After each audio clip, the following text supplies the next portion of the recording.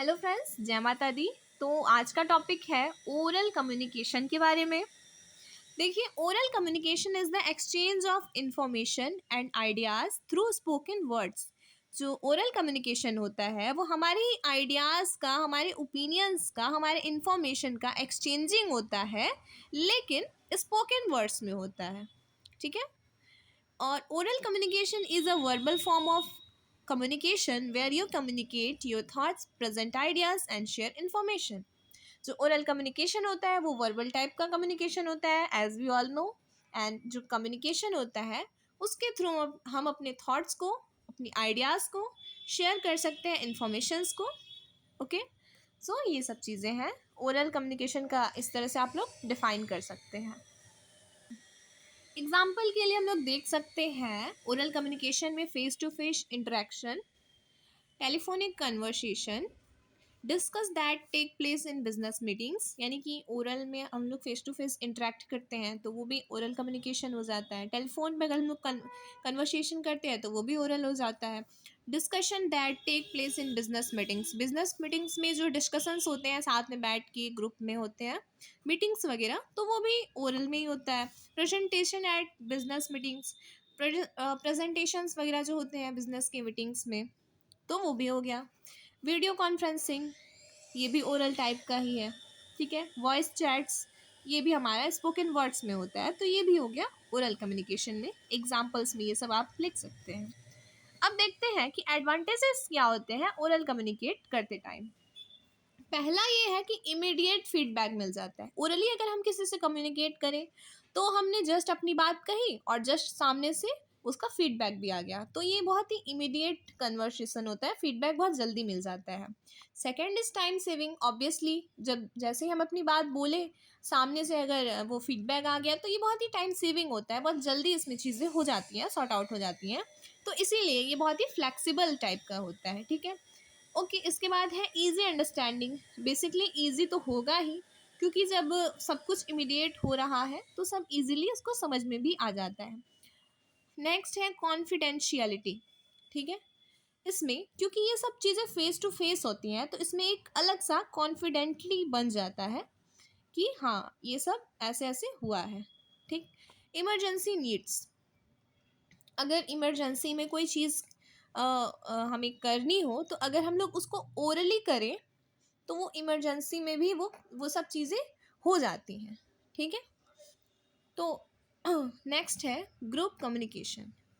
इसमें ग्रुप में भी कम्युनिकेशन हो जाता है क्योंकि ये ओरल टाइप का होता है। ठीक। अब देखते हैं क्या डिसएडवांटेजेस क्या होते हैं। तो टाइम कंज्यूमिंग, मतलब कि ये बहुत जल्दी मतलब कि बहुत इमीडिएट होता है, तो कई बार हो सकता है कि गलत फैसले हो जाए, गलत चीज़ें हो जाए, क्योंकि बहुत इमीडिएट प्रोसेस होता है ना, तो ये टाइम कंज्यूमिंग होता है, तो इसको एक डिसएडवांटेज के रूप में भी देखा जा सकता है। सेकेंड इज़ नो रिकॉर्ड, क्योंकि ये सब कुछ ओरली होता है तो इसका कोई रिकॉर्ड भी नहीं होता। अगर रिटन में होता तो हमें, हमारे पास उन उन चीज़ों की रिटन रिकॉर्ड्स अवेलेबल होते, बट ये सब ओरली होता है ना, क्योंकि ये ओरल कम्युनिकेशन है तो इसमें कोई रिकॉर्ड होता नहीं है। ठीक है। फिजिकल डिस्टेंस, इसमें डिसएडवांटेज में ये होगा कि इसमें फिजिकली एक डिस्टेंस होता है। ठीक है। मतलब कि कई बार फिजिकली डिस्टेंस की वजह से भी मिसअंडरस्टैंडिंग हो जाती है, तो ये एक डिसएडवांटेज हो गया। पुअर अटेंशन हो गया, lengthy messages, misunderstanding, lack of responsibility, ये सब डिसएडवांटेजेस हो गए ओरल कम्युनिकेशन की। अगर मैसेज आपका लेंदी हुआ तो भी थोड़ा सा बोरिंग हो जाता है। ठीक है। मिसअंडरस्टैंडिंग हुई तो भी ये एक डिसएडवांटेज है, और इसमें लैक ऑफ रिस्पॉन्सिबिलिटी भी हो जाती है कभी कभी, तो ये सब डिसएडवांटेजेस हो गए। अब देखते हैं कि प्रिंसिपल्स क्या होते हैं ओरल कम्युनिकेशन करने के लिए, उसको इफ़ेक्टिव बनाने के लिए। तो अगर वो वेल प्लान्ड हो, पहले से उसको प्लान करके सब कुछ सोच लिया गया हो कि क्या क्या कैसे कैसे करना है, कब किस टाइम पे किससे क्या कम्युनिकेट करना है, अगर वेल प्लान्ड हुआ तो वो इफ़ेक्टिव ओरल कम्युनिकेशन माना जाता है। ठीक है। सेकेंड इज क्लियर प्रोनाउंसिएशन, अगर ओरली हम किसी से बात करते हैं तो अगर हमारा प्रोनाउंसिएशन क्लियर हुआ तो वो इफ़ेक्टिव होगा ऑब्वियसली, ठीक है। थर्ड इज़ ब्रेविटी, या फिर अदर वर्ड्स में बोले तो शॉर्टली। जितना शॉर्ट कम्युनिकेशन होगा उतना ही ज़्यादा इफ़ेक्टिव होगा, क्योंकि वी नो जितना लेंदी होता है उतना बोरिंग होता जाता है सब कुछ, ठीक है। Fourth is self confidence. अब अगर हम अपनी बात को प्रेजेंट कर रहे हैं तो हमारे अंदर सेल्फ कॉन्फिडेंस होना चाहिए, जिससे कि वो बात और भी ज़्यादा ब्यूटीफुली प्रेजेंट हो जाता है। पांचवा है यूज़ राइट वर्ड्स। अगर हम कम्युनिकेट करते हैं ओरल वे में तो हमें अपने वर्ड्स का ध्यान रखना चाहिए, क्योंकि बहुत इमीडिएटली वो बातें होती हैं। तो उस टाइम पे हो सकता है कि हम रॉन्ग वर्ड्स का भी यूज़ कर दें कभी कभी जल्दबाजी में, तो हमें इस चीज़ का ध्यान रखना चाहिए कि हम राइट वर्ड्स का यूज़ करें, तो वो कम्युनिकेशन इफेक्टिव बनता है, ओरल कम्युनिकेशन। अब देखिए सिक्स्थ है लॉजिकल सीक्वेंस। अगर हमारी बातों का जो सीक्वेंस है वो लॉजिकल हुआ कि हाँ, मतलब कि क्रम से अगर हम अपनी बात ऐसे ऐसे ऐसे, मतलब अगर हम अपनी बात को क्रमबद्ध तरीके से बोलें, उसका लॉजिक निकलता है, ठीक है, तो वो इफेक्टिव होगा, ठीक है। जैसे कि ऐसा ना करें कि एकदम एंडिंग की बात सबसे पहले ही बोल दें, जो सबसे स्टार्टिंग की बात है उसको एंडिंग में बोले, तो जब इसका सीक्वेंस ठीक नहीं होगा, उसका लॉजिक ही नहीं समझ में आएगा, तो फिर लिसनर क्या समझेगा, है ना। तो वो ओरल कम्युनिकेशन इफेक्टिव नहीं हो सकता। सातवां है नेचुरल वॉइस। कभी कभी जो वॉइस नोट्स होते हैं तो उसमें हम लोग कुछ इफ़ेक्ट्स वगैरह लगा देते हैं, जिससे कि वो हमारी नेचुरल वॉइस हमारी नहीं होती है, ठीक है।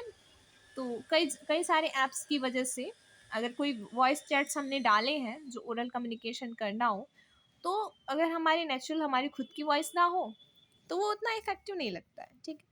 तो नेचुरल वॉइस का यूज़ अगर हम लोग करें तो वो ज़्यादा इफेक्टिव होता है। आठवां है कंप्लीट मैसेज। हमारा जो मैसेज है वो कहीं से भी आधा अधूरा नहीं होना चाहिए, ठीक है, जिससे कि लिसनर को सुनने में प्रॉब्लम हो या समझने में प्रॉब्लम हो, ठीक है, सामने वाले को समझ में आना चाहिए, इसलिए हमारा मैसेज कंप्लीट होना चाहिए। आठवां है अट्रैक्टिव प्रेजेंटेशन। प्रेजेंटेशन का तरीका ही जितना ही अट्रैक्टिव होगा हमारी बात उतनी इफेक्टिव होगी, वी ऑल नो दैट, ठीक है। क्योंकि ऐसा कहा जाता है ना कि first impression is the last impression. तो अगर हमारे प्रेजेंटेशन का तरीका अच्छा होगा तो हमारी बात अपने आप इफेक्टिव हो जाएगी, ठीक है। और 10वां है लास्ट अवॉइडिंग इमोशंस। क्योंकि रिटन में हमारे इमोशंस को हम लोग कंट्रोल कर सकते हैं, लेकिन जब हम लोग ओरली बात करते हैं, फेस टू फेस कम्युनिकेट करते हैं, तो जाहिर सी बात है हमारे इमोशंस की वजह से हमारी बात सही से ना ना कह पाए हम, ठीक है। तो हमें अपने इमोशंस को थोड़ा होल्ड कर लेना चाहिए, अवॉइड भी कर सके तो कर लें। तो फिर इस तरीके से हमारा जो कम्युनिकेशन है वो इफ़ेक्टिव बन जाएगा, और वो भी ओरल कम्युनिकेशन में, ठीक है। तो इस तरह से आज के लिए इतना ही। नेक्स्ट वीडियो में हम लोग और भी टॉपिक्स को कवर करेंगे। Thank you.